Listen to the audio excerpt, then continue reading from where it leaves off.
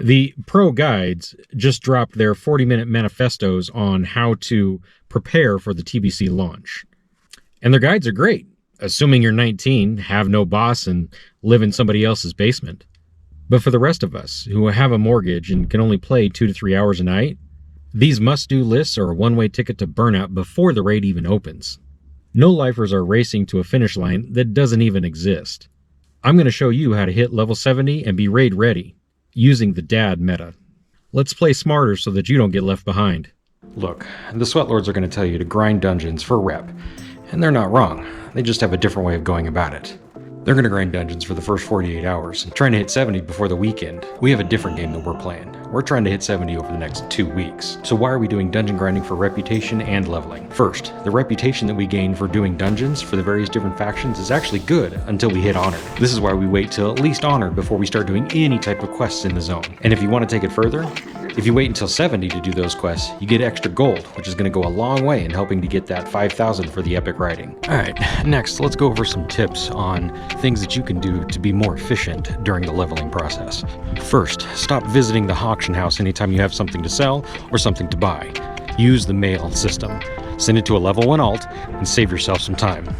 Super efficient dad hack. If you decide to use remote desktop, you can then actually log in while you're at your lunch break.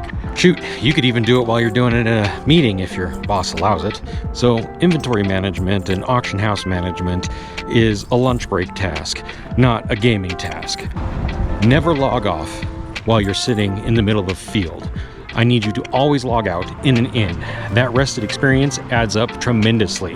Let's take advantage of everything we can. Next, let's talk about professions. Do not buy any Outland things for professions the first day, shoot, maybe even weekend. You can get all the way up to 330 using old world materials. Here's another one.